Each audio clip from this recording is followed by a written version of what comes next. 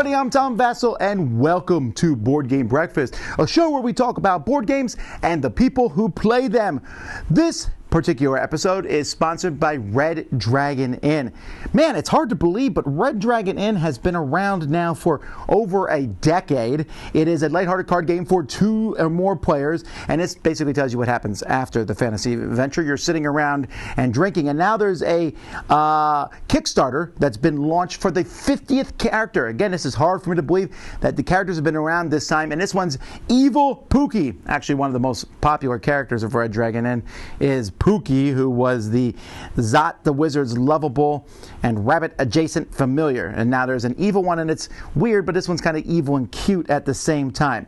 And even if you've never played Red Dragon Inn before, check out the Kickstarter, because there's a newcomer's pledge that you can find out more about and get into the game that way. Thanks so much for them to their sponsorship. And I can also, I'm just so excited. It's Dice Tower West week. It's the week of Dice Tower West. Yeah! Now, what does that mean for all of you? Well, if you're coming to Dice Tower West, we would love to see you. What's going to happen at Dice Tower West? Well, the Dice Tower gang is going to be there. We want you to come and say hi to us. There's always the small chance you'll even get to play games with us. You know, we can't play games with everyone who comes, but we try to play games with a lot of people on Thursday, Friday, Saturday at 11 o'clock each morning. We'll have our table set up where you can come by and definitely say hi for sure. You can get some of our promos if you want to. We're going to have hot games set there. The Dice Tower Library is going to be there. I've been talking about this all the past months, and now we're going to see it in its full glory, and hopefully everything goes well for it there. It's going to be fantastic, and if you're there, please come by and say hi to me. Come to our Wits and Wagers game. Come to Pitch Car. Show up to me and Rado, where we argue over the 10 most important games of the decade. Or for me and Z and Suzanne and Crystal and Eric, as we talk about 5 small annoyances and 5 small joys of gaming. I'll be running a little Christian worship service on Sunday morning, and if nothing else, there is just tons of gaming. There's a lot going on. We hope to see you there. If you can't make it, never fear. Videos are going up all week on this channel. We'll talk about that a little bit later, but let's get started.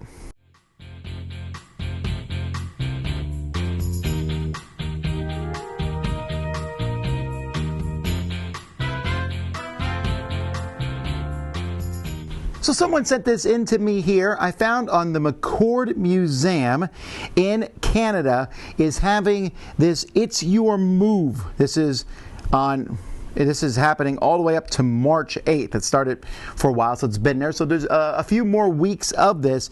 But it says, It's Your Move board games larger than life. This is their 10th toy exhibition here, so you can look at different games and such. But one of the things that's interesting is they have some larger than life go into a giant board game here. You know, giant Clue or giant Monopoly. And yes, I realize for those of you watching that, you know, oh, Clue, Monopoly. But the fact of the matter is those are board games that still matter to a lot of people.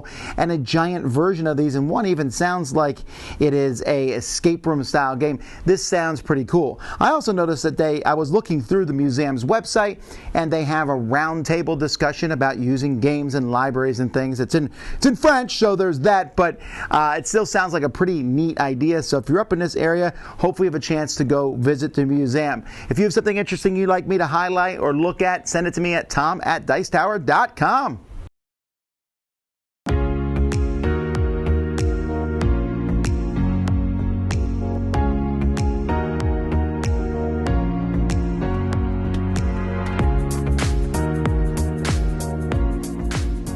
Hey guys, I am Randy. I'm Ellen. We'll be game together. Another cull time. Here we go. This one probably is straightforward.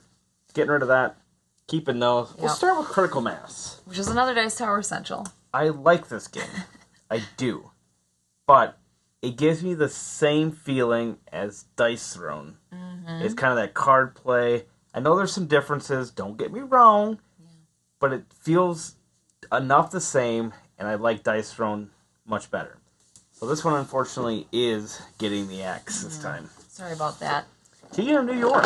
We're going to keep this one. I never think to grab this game. I could live without it and I'd be fine. My kids love it. And they love it. And they pull it out. It's cool to look at. They generally play King of Tokyo, which is the original. This one adds some extra elements, which I think is better. This is the better game, but King of Tokyo is just going to get played more. Plus all of the different monsters that you get in this one also, you combine those together. Neither one of them is going anywhere. Yeah. Mostly I think we're keeping this because we haven't played it yet. We haven't tried it yet. I am excited to play this one. It looks fantastic. It's got the vibes that I love like that. Yeah. So this one's getting played. Just hasn't gotten around to it yet. Can't so many new things. Yeah, we can't give you any information on it yet because we just don't know. Emotep. I love this game. I know you do. You have your little boats, and you fill them up with your blocks, and you send them off to different ports, and based on where you go, you can do things like build a... What are those towers called? Obelisks. Crypts. It's so fun, and the expansion makes it even more fun. The expansion gives you more variety, yes. So there's 5 different places you can go, and there's just essentially variations on those 5 different things. So you have 4 different options of each one of those. This one is really good. Entry level, gateway, family weight game. We'll keep it for that reason. Definitely recommend it if you're looking for that kind of weight Shame game. on us. And the last one, which is broken down the side. This is a victim of our shelf being raided by our 3-year-old. Yeah. But Flamme Rouge, racing game straight up, bicycle racing, but this one you do in teams. You have 2 bicyclists, or cyclists, I guess, and you only have to get one of your 2 teammates across the line to win. A really neat thing, too, is it's pretty thematic in how when the person's in front of you and your turn ends, if there's one space between the person ahead of you and you get to slipstream is what it's called. Slipstream or draft, which is an actual thing that happens. Oh, yeah. You know, you're working with air and drafts. And this is actually one of my favorite racing games out there. And the expansion has pink bikes.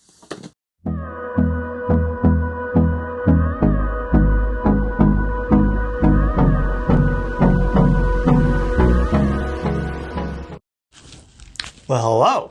Welcome to Mental Health Minute. I'm Until May, and I want to talk about games that I've just never played before. There are thousands upon thousands of games that everybody has played something of. But there are some games that we just haven't ever played. Sometimes we can't get it to the table. Sometimes we just don't know anybody who has it. Sometimes we just have no interest in any way. For example, I've never played any of the 18xx games. I've never played Carcassonne, much of things of that type and style, and I have no real explanation for it. I look at the game, I'm like, I should play that. But then I look at all these other games that I already know I enjoy, I'm like, I enjoy playing these. And that's fine for me. Are there any games that you have never played, that you just have no intention to play, that when you say it out loud, people are like, you've never played that game? How? How have you never played that game? Because there's only so much room in our brains for that type of information, and sometimes things just slip by. And certain games are what can do that.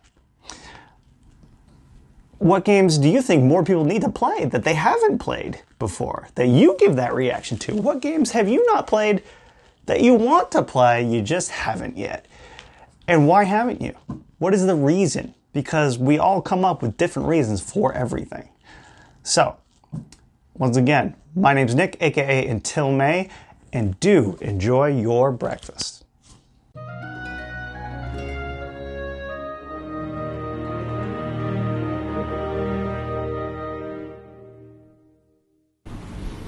Okay, so what's getting added to the library this week? We're going to Dice Tower West, so last things, we got a Spirit Island mat here that can even handle 5 to 6 players.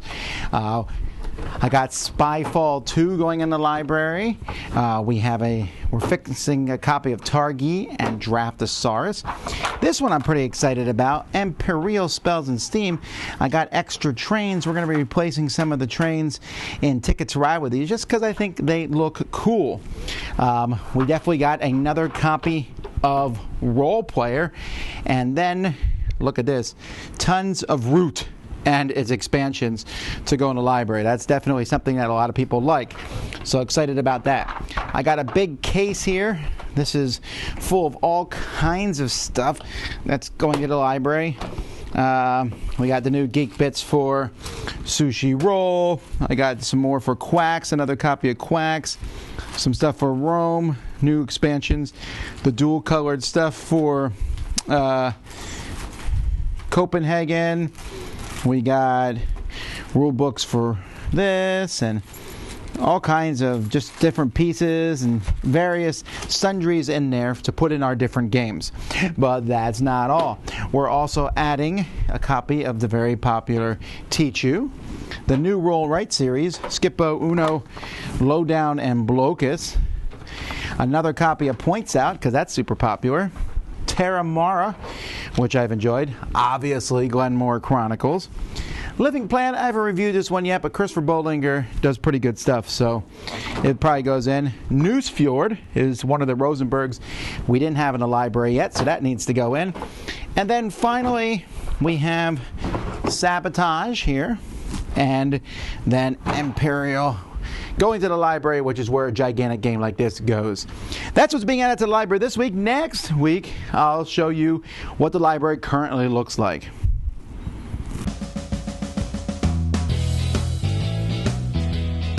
Hello, and welcome back to Retro Board Game Corner. Here I have Centurion's Power Extreme, published in 1986 by Parker Brothers. This is a 2 to 4 player game in which you're trying to stop Dr. Terror.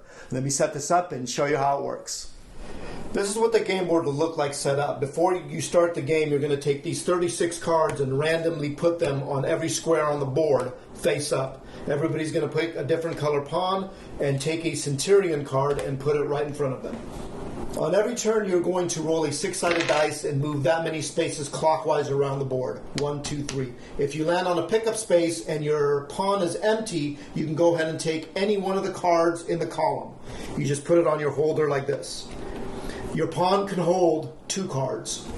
When you come to a Centurion space, whether it's yours or your opponent's, you have to stop. If it's a different color, he will try to steal your piece off of your pawn. And you do that by using a beam card. Each one of you will pick a side and then reveal at the same time. And if it matches, he has successfully stolen one of your pieces, and he will take it off and put it on his scoring track. You will continue to go around the board, collecting pieces as you go. And then when you reach your own color space, you will go ahead and drop them off on the spaces that you need. First person to fill up all 6 of their exoskeleton will win the game.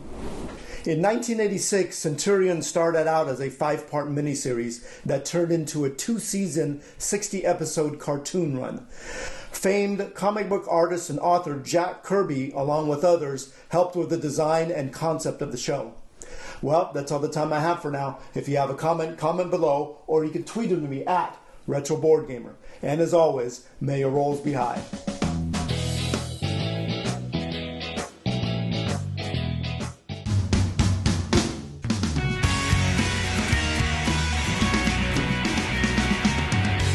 Hey there everyone, it's Jen, the board game librarian, flipping some pages and pushing some cubes with my segment From the Page to the Table. This week I'm going to do the book and the board game together because once I said the book, you would automatically know what the board game was. Jaws! So I have to admit, I hadn't seen the movie Jaws up until somewhat recently. I didn't grow up watching a lot of movies, but we watched Jaws and I loved it. It's almost one of those ones where how can you not like it? But then we read the book, Peter Benchley's iconic book in book club, and it's vastly different. I read it quite a while ago and I can't remember specifically what was different. The same kind of spirit is there, but you can see from the book, why it was so popular and why the movie was equally as popular. It's kind of like when I did The Godfather. They're slightly different, so I think you can enjoy them separately, movie and book. Jaws, 2 to 4 players, ages 12 and up, Ravensburger, Prospero Hall, was one of the surprise hits, I think, for so many people in 2019. You would have thought that such a magnificent game about sharks and this book and popular movie would have turned into such a wonderful game. It's perfect that they started off with the early terror of what goes on the beaches, where our iconic characters are scrambling around trying to stop our villain, really, from doing his evil doings. And depending on how successful they are, or depending on how successful the shark is in numbing people, really sets up your second act. So definitely check out the book if you haven't read it before. Real easy read, and the game's great too. Happy breakfast!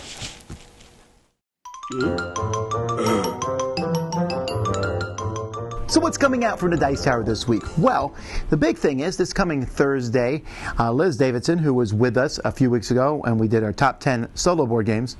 Well, some of us did the top 10 solo board games. She joins me and Z, and we talk about our top 10 historical board games.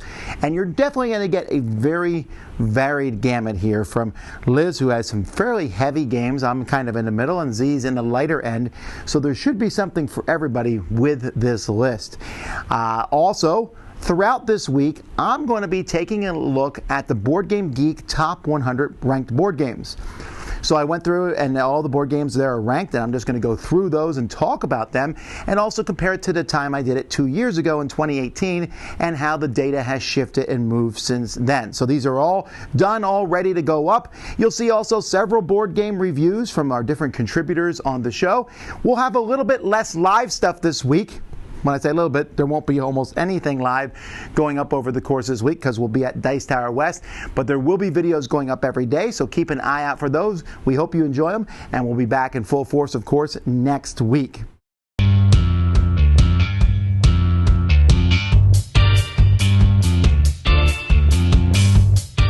Hi folks, welcome to By the Numbers. My name is Hunter Thomason from the Family Showdown. This week on By the Numbers, we're continuing my Through the Years series. We look at the best game on Board Game Geek by year, starting with 1970. This week, 1989. Taking a look at the top 5, we see the number 1 game from 1989 is Space Hulk First Edition, coming in at 522. That's a pretty solid top 5. Congrats, 89. Space Hulk is a scenario-based combat game set in the 40K universe, pitting the Space Marines against the Gene Stealers. Think Aliens, from the movie Aliens. The scenarios are very short and snippy. Usually the Space Marines have some sort of goal, like getting to a certain area, or finding a certain item, or surviving.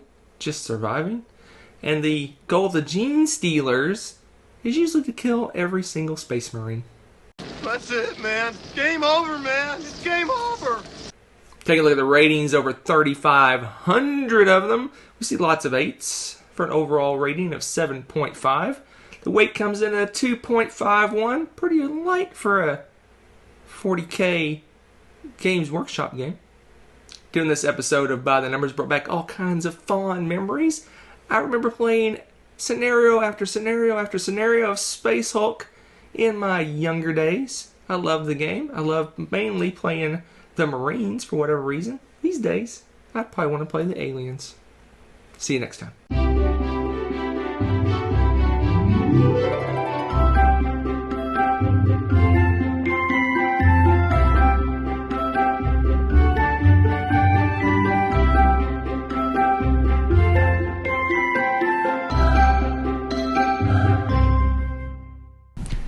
All right, folks, I'm here with Dan Alexander, and we are talking today about this game coming out in a week, actually, on Kickstarter. Lander, Your Story Begins Here.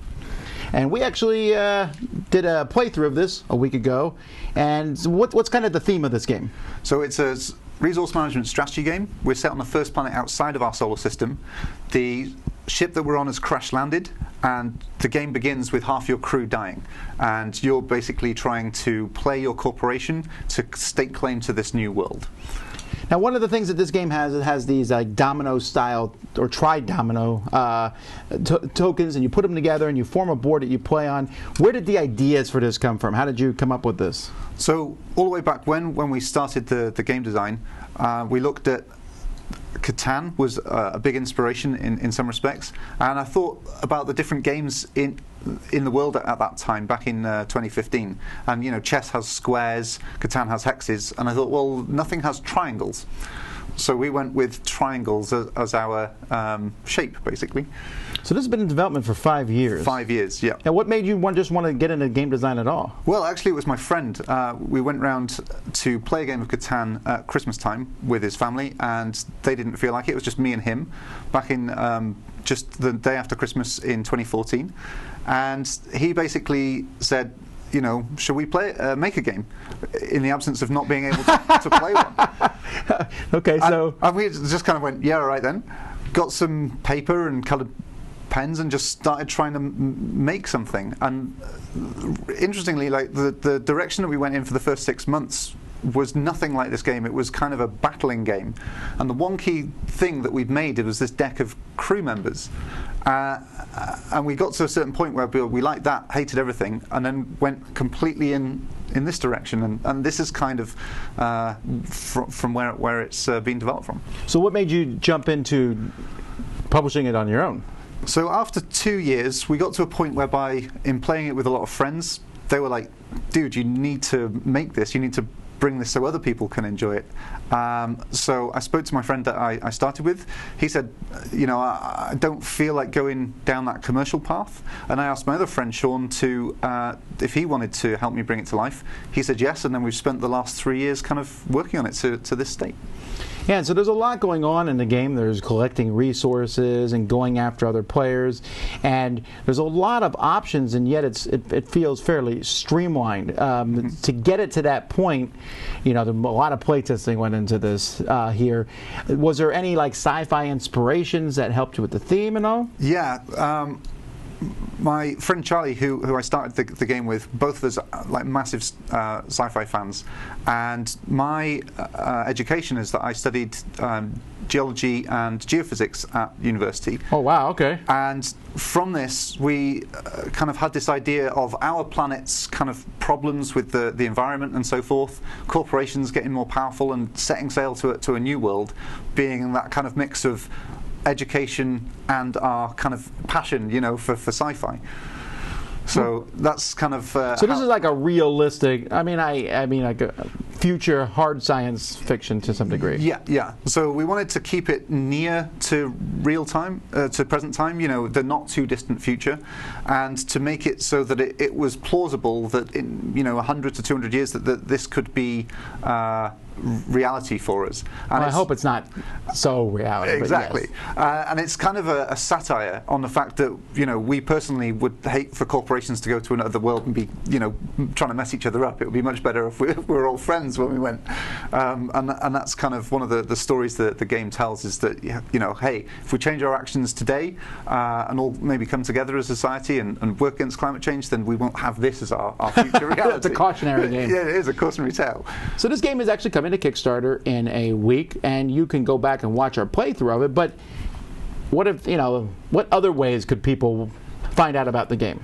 So one of the key things that we've done is we have sent 130 copies around the world to board game stores and cafes, and we're encouraging people to go and literally play before you pledge. And as we understand it from speaking to a lot of people, no other company have done this before, and we're really keen for you to be able to get your hands on it, play the game and experience it for yourself. So please look on our map. Hopefully there's a link in the video, and you'll be able to find your local store. Because of there's one game in each cafe, please phone the store ahead of time, make an appointment to play. Right, because there's going to be people knocking the doors down to get in. But that is a neat idea to try it out for yourself. That's how most people decide they're going to play games anyway. And when you talk about the streamlined nature of it, all of the feedback we've had, because the copies have been out there for about 9 months, has gone into really refining it more and more. So everything is going to be kind of the very best version of itself when we come through Kickstarter. Alrighty, well, check it out. It's coming out in a week. That's Lander. Your story begins here. Dan, thanks so much for coming on the show. Thank you very much. Hi, everybody. Hello, we are Ryan and Bethany. From Ryan and Bethany Board Game Reviews. All right, well, today we're going to be talking about Noblemen from TMG. But before we do that, I want to encourage you guys to check out the BoardGameGeek.com weight loss challenges. That's a really awesome way to get involved with some really encouraging people who are also trying to lose weight and love board games. Yeah. All right, so Noblemen, this is a game where you are trying to vie for the throne. You're acquiring land. You're acquiring more buildings that you're on that land. You're gathering money. You're gathering influence, all trying to get to the throne. Oh my gosh, guys, this was so much fun. I really liked it. I really liked the player aid, and I liked the buildings or the land you're creating. But one of the things that I thought was really unique and interesting about this game was how the game progressed and moved forward, how the round tracker went, how it only moved when somebody who had the queen had played. And sometimes that could happen back to back to back. Or it could be a whole turn until that turn tracker, or a whole, everybody playing before it moved again. I just thought that was really interesting, and I liked seeing how that progressed. We always look for games that use multi-use cards, and this had multi-use cards and multi-use tiles. So that was super interesting, and this game has very interesting choices. Every turn, there's something interesting to choose from. So we really enjoyed and recommend Noblemen. If you want to hear our full thoughts, go ahead and find us on YouTube under Ryan and Bethany Board Game Reviews. Well, this is Ryan, and I'm Bethany, hoping that you have a happy, healthy breakfast. Bye, guys. Everybody.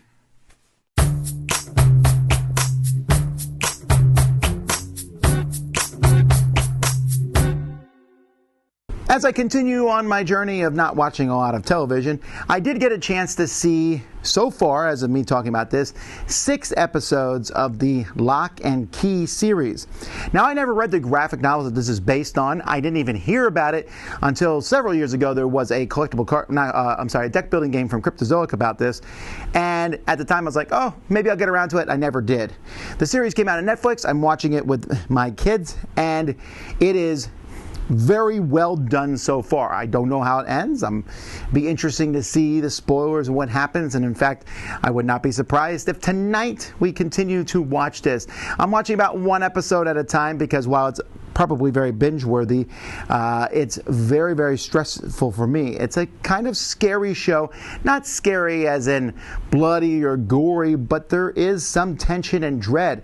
So much so that I don't know that it's really for younger kids, because there's some pretty scary stuff and indeed death that happens in this show. And at the rate this is rattling to a conclusion, I feel like there's going to be even more in the 4 final episodes.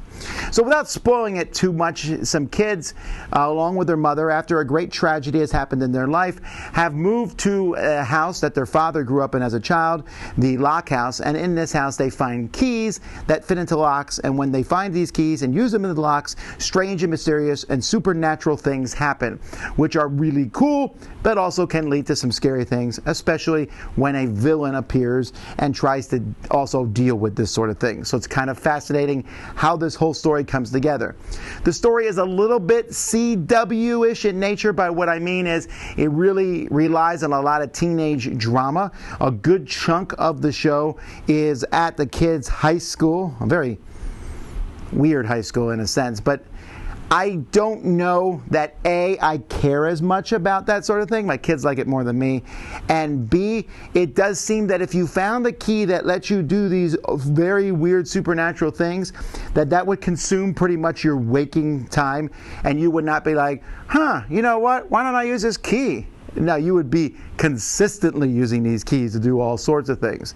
So I find that sort of thing, sometimes that kind of pulls me out a little bit. And then there's a sort of a ex machina thing that they do that there's a lot of people who don't know what's going on, and it just seems awfully convenient. That being said, the storytelling is really good. It's gripping. They follow through. Things that don't seem to be that big of a deal come through later on in the story, and I'm sure that will continue to go on. There's a pretty strong economy of characters. They don't introduce too many characters that don't really matter. I don't know that I like many of the characters, and in fact, the 3 main characters, the young boy is the only truly likable one. The other 2 kids and the mother are kind of There are other characters you meet who are very likable, especially the young English gentleman. I really enjoyed him quite a bit. But yeah, I think that I would recommend this for sure, especially if you've not seen the comics, because it feels different than other things that are out there. Has kind of that superhero-y thing, except they need the keys to do it. And the special effects and everything is really well done. I will say it reminds me a lot of Stranger Things, but without the humor. There's very little humor. There's a few moments of levity in here, but there's a lot of, I don't want to be near, it's drama. So it doesn't beat Stranger Things for me, because while Stranger Things had that drama, it also had a lot of laughter and funny things going on at the same time. Anyway, that's what I think of Locke Key, available for streaming on Netflix. What's up, everyone? My name is Melissa McCack, and this is Smashing Buttons and Slamming Cards. This is a segment where I talk about a video game I love and I connect it to a board game I love. And this week, I want to talk about Super Mario World for the Super Nintendo. This was the video game that pretty much got me into video gaming, and for a while, it was my #1 video game of all time. Probably mostly for nostalgia reasons, but either way, it was a fantastic game where you're playing as Mario and you're going around trying to complete these different worlds, and you're avoiding obstacles, and you're also trying to jump on top of villains and the Koopa Clan and all that kind of stuff. And it was just a lot of fun trying to get up to the castles and then ultimately beating the boss. I would like to connect this to Slide Quest. So Slide Quest is a cooperative dexterity board game that is sort of like the Labyrinth, where you're trying to lever your way through different sort of obstacles. And I connected these two games because in a lot of the same ways, you're avoiding obstacles with your little character, and you're even trying to defeat some villains in this game where you're pushing enemies into different holes and all these things. And there's even boss villains, which is really cool. And all of that kind of just made me think of Super Mario World. And this Slide Quest kind of has that retro game feel to it. So, I don't know, me and my group have been having an absolute blast with it. It's been a lot of funny moments, and it's just been great. Anyway, that's it for this week. Thank you so much for watching. If you'd like, you could check out mine and my brother's podcast called Room 51. We're going to be collaborating with the Brothers Murph, so stay tuned for that. I'll see you all next time.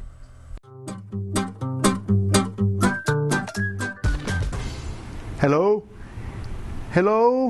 I'm here to think about missing things. Missing pieces, actually. So this week, Asmodee announced a new policy where if you want to get game pieces fixed, their excellent customer service is now closed. You want to get stuff fixed in your game, go back to your local store or send it back to your online game store or whatever and get it fixed there. This is very problematic, and a lot of people are unhappy about it. But that's not exactly what I'm talking about here. I'm just talking about missing pieces in general. This is certainly something that I'm dealing with the Dice Tower Library. We're going to have missing pieces. Now, when there's missing pieces, you can notice that dramatically. I have here in this bin here, this is a pile of pieces from various games. Now these are just pieces that I threw together. These are replaced pieces from other games. And I have this big thing of games, pieces and cubes and all sorts of stuff. But for the most part, these pieces don't matter because they're not part of the game. But it's when that piece is missing from the game. When you're missing something from a game, how do you fix it? Now, some pieces are really easy to replace. A missing brown cube, I probably can find that somewhere. A missing coin, I can find it. Or it doesn't matter that much. If a game needs 30 brown cubes and you're only using 10 or 15 over the course of the game, who cares? Money most of the time doesn't matter because you can find one. But when there's 6 pieces that are very specific and one of those is missing, that's more problematic. Cards, even more so. So, just as an aside, and you can answer this in the comments, I'm very curious, if a game comes with blank cards, and you miss a card from a game, do you turn one of those blank cards into the card that's missing, adding your own artwork or not, or just the text, or do you go to the publisher and try to get that card replaced? I'm of the opinion of get it replaced because it bothers me to have a handwritten card in the deck. But they're there for a reason. Some people must use them, and I wonder if it might be you. If a piece is missing, do you replace it with something else? For example, in the Shadows of Camelot game I've been missing the Holy Grail. It's been missing for 15 years. A teenage boy borrowed the game from me to paint it, and that piece never got back somehow. So I replaced it with something else, some other little yellow thing that looked kind of like a Holy Grail. And that's what we use. Now that would bother some people, and it even bothers me a little bit, but it's not that big of a deal. Does that bother you to use a replacement piece? You're playing chess, and one of the pawns is a fossilized carrot or whatever.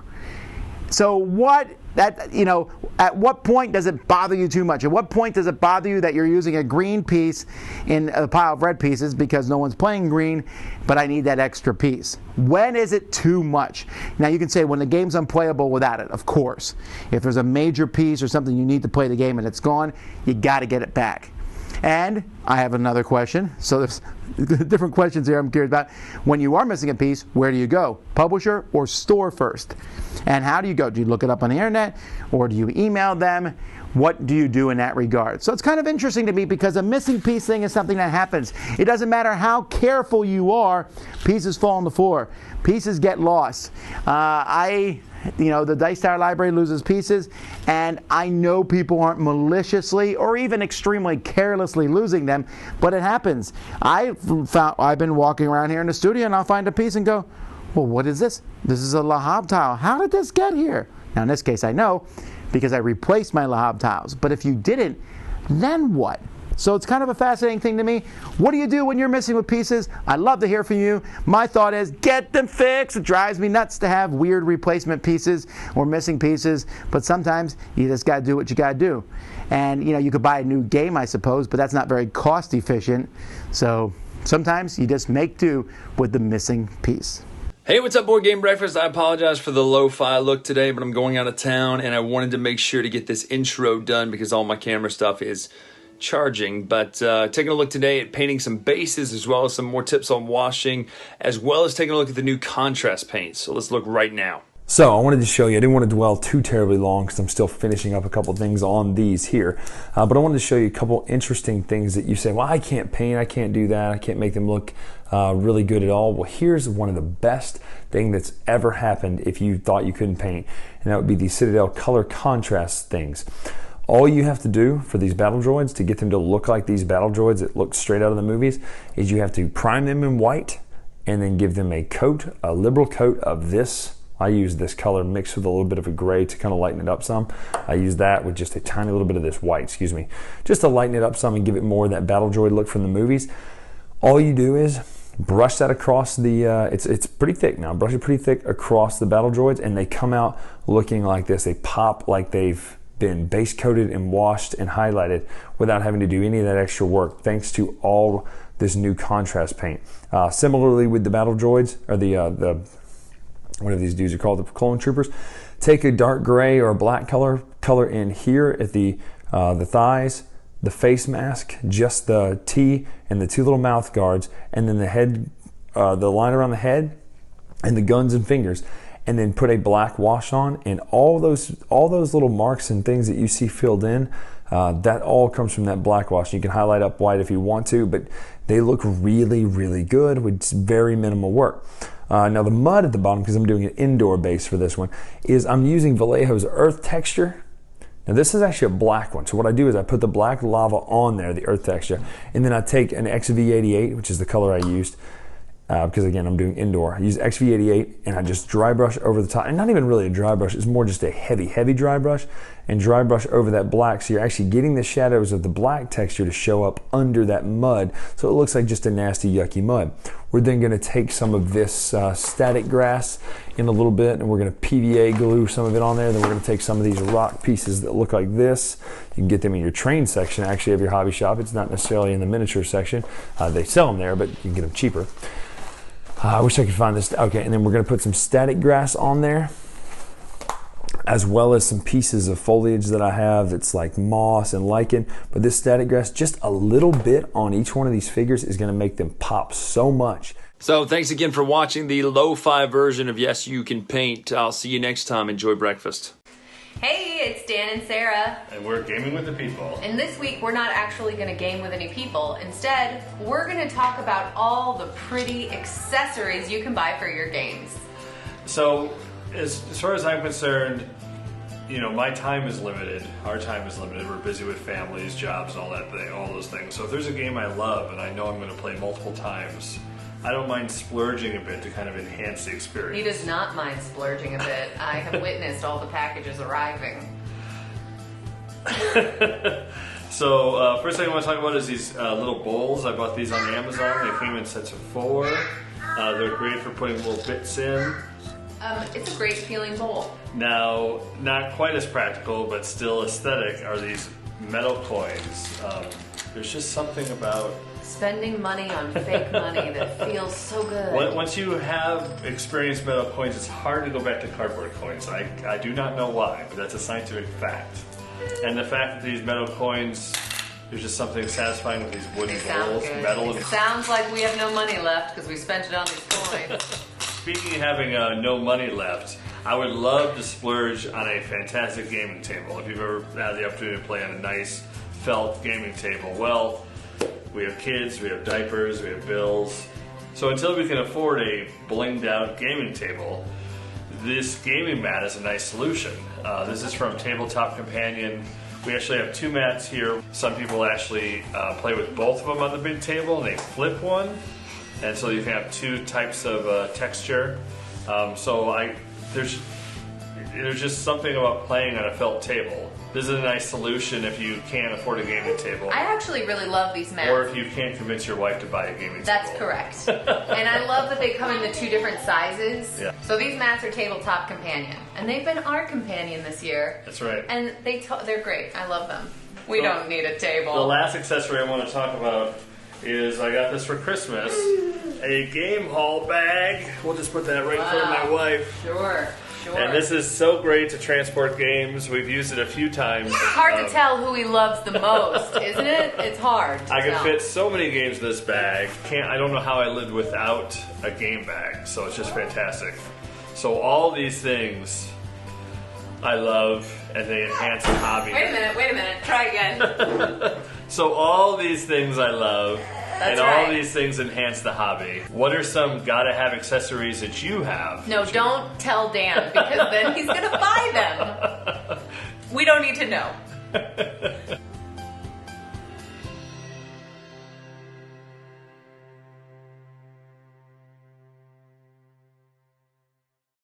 And that's it for another Board Game Breakfast. Thanks once again to Red Dragon Inn for sponsoring this. Once again, go check out Evil Pookie, the 50th character for that, and that's on Kickstarter right now. We'll have links in the description below. Thanks to all my contributors who do a fantastic job, and thank you to each of you. Whether you come to Dice Tower West or not, it's a great time. And you know what? I should mention, there's only a few rooms left at Dice Tower East, so you want to jump in on that. And Dice Tower Retreat registration is open, so you'll want to, if you want to come to a small time where you just game till cubes fall out of your eyeballs, that's the one you want to go to. Find out more information at DicetowerRetreat.com. Until next time, I'm Tom Vasel, and you've been watching Board Game Breakfast on the Dice Tower. Thanks for watching Board Game Breakfast. Tune in each week for your daily dose of gaming goodness with Tom Vasel and all the gang. Until next time, I'm Eric Summerer, and you've been watching Board Game Breakfast, a Dice Tower production.